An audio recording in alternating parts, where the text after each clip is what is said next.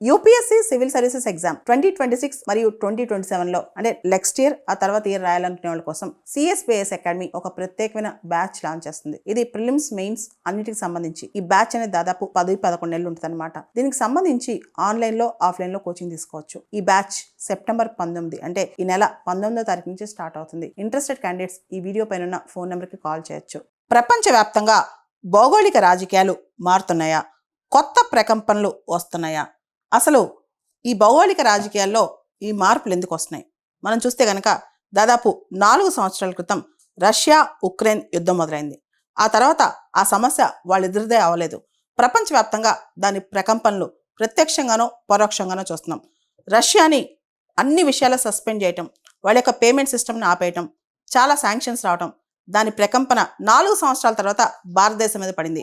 మీరు రష్యా దగ్గర నుంచి ఇంత ఆయిల్ ఎందుకు కొనుక్కుంటున్నారని విపరీతమైన టారిఫ్లు వేసిందనమాట. అంటే రష్యా ఉక్రెయిన్ యుద్ధం ఏదైతే 4 సంవత్సరాల క్రితం మొదలైందో దాని యొక్క ఇండైరెక్ట్ రామిఫికేషన్, పరోక్షమైన ప్రభావం అనేది ఈ రోజున ఆంధ్రప్రదేశ్లో రొయ్యలు పెంచే రైతుల మీద కూడా పడింది. అంటే అర్థం చేసుకోవచ్చు, ఒక మూల ప్రపంచంలో ఎక్కడో అద్భుతాలు జరిగినా, ఏదో యుద్ధాలు జరిగినా, లేదా 2 దేశాలు కలిసినా విడిపోయినా కొట్టుకున్నా దాని ప్రభావం సామాన్యమైన సగటు రైతు మీద కూడా పడుద్ది అనమాట. అదే ఇంకొక అంశం కూడా ఇక్కడ చూద్దాం. Israel Hamas. మనం అనుకుంటాం ఈ యుద్ధం అనేది వాళ్ళకి సంబంధించింది. హమాస్ ఇజ్రాయెల్ ఇద్దరు కూడా యుద్ధం మొదలెట్టుకున్నారు. అక్టోబర్ 7వ తారీఖున 2023లో హమాస్ ఇజ్రాయెల్ని అటాక్ చేసింది. దాని తర్వాత ఇజ్రాయెల్ అతిగా హమాస్ మీద, ముఖ్యంగా గాజా మీద విరుచుకుపడింది. ఇప్పుడు గాజాలో దాదాపు 65,000 మంది చనిపోయారు. చనిపోవడమే కాదు, గాజాని కంప్లీట్గా డెమాలిష్ చేసేసింది ఇజ్రాయెల్. అక్కడ ఆల్మోస్ట్ ఒక గ్రేవ్ యార్డ్ లాంటి సిచ్యువేషన్ కనిపిస్తుంది అనమాట. అయితే ఈ ప్రకంపనలు భారతదేశం మీద పడుతున్నాయా? ఖచ్చితంగా పరోక్షంగా ఈ ప్రభావం కూడా మన దేశం మీద పడుద్దని చెప్పాలి. చాలా మందికి తెలుసు మిడిల్ ఈస్ట్లో ఏం జరిగినా ఆయిల్ ప్రైజెస్ మీద ప్రభావం పడుద్దని. అది జనరల్గా సాధారణంగా జరిగేదే. కానీ జియో పొలిటికల్గా అంటే రాజకీయాల మీద, ముఖ్యంగా ఇస్లామిక్ కంట్రీస్ అన్నీ కూడా ఇప్పుడు ఇంత ముందు వరకు ఇస్లామిక్ వరల్డ్లో షియా సున్నీ అనే డిఫరెన్స్ చాలా ఎక్కువ ఉండేది, బాగా కొట్టుకునేవాళ్ళు. కానీ ఇజ్రాయెల్ విషయానికి వచ్చేసరికి మాత్రం గత 3-4 రోజులుగా షియా సున్నీ అన్ని పక్కన పెట్టి ఇజ్రాయెల్ని ఒక కామన్ ఎనిమీ, అంటే అందరికీ కలిపి ఒక శత్రు దేశంలా చూస్తున్నారనమాట. ఇంతకు ముందు వరకు కూడా అమెరికా ఎక్కువగా మిడిల్ ఈస్ట్ రాజకీయాల్లో తలదూర్చేది, ఒక స్టాండ్ తీసుకునేది.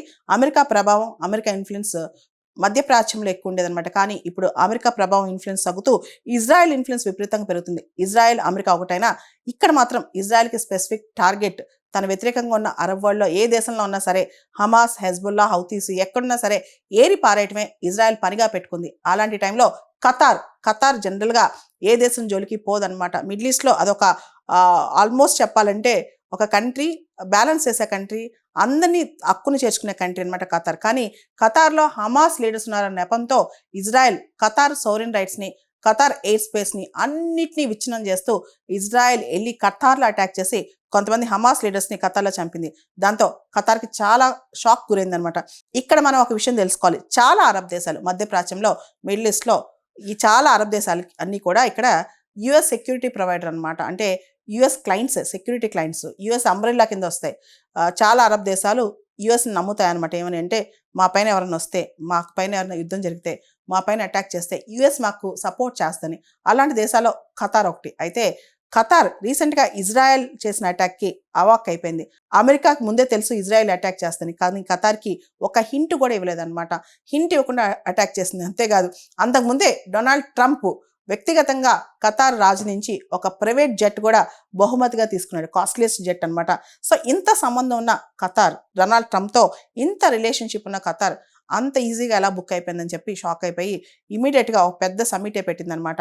సో ఇది ఒక ఎక్స్ట్రాడినరీ సమ్మిట్ అని చెప్పొచ్చు. Arab Islamic world extraordinary summit ఒకటి సెప్టెంబర్ 15వ తారీఖున ఖతార్లో జరిగిందనమాట. ఈ సమ్మిట్లో దాదాపు 40 దేశాలు, ముఖ్యంగా 40 దేశాలు కూడా ఇస్లామిక్ దేశాలు అనమాట, ఇజ్రాయెల్కి వ్యతిరేకంగా చర్చించుకున్నాయి.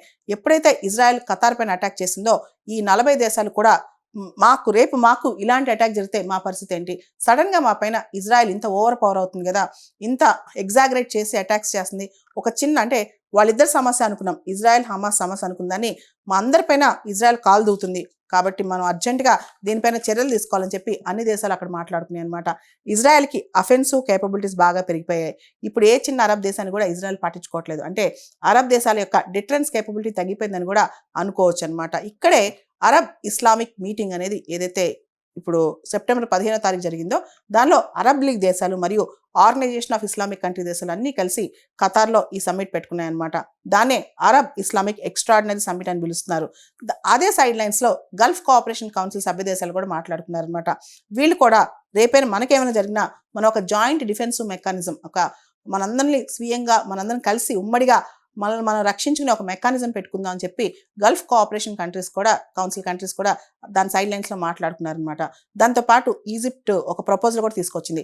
అరబ్ ఇస్లామిక్ నాటో, ఏదైతే western countries North Atlantic Treaty Organization ఉందో అదే స్థాయిలో అదే విధంగా వాళ్ళు స్వీయ రక్షణకి, అంటే ఒక కలెక్టివ్ డిఫెన్స్ అరేంజ్మెంట్ కోసం, కలెక్టివ్ సెక్యూరిటీ కోసం అరబ్ ఇస్లామిక్ నేటో ఒకటి తీసుకొద్దాం అని చెప్పి ఈజిప్ట్ ప్రపోజల్ చేసింది. ఈజిప్ట్ ఈ ప్రపోజల్ చేయడం ఇదే తొలిసారి కాదు. ఈ ప్రపోజల్ని ఇరాన్, పాకిస్తాన్ కూడా స్ట్రాంగ్గా సపోర్ట్ చేశాయి.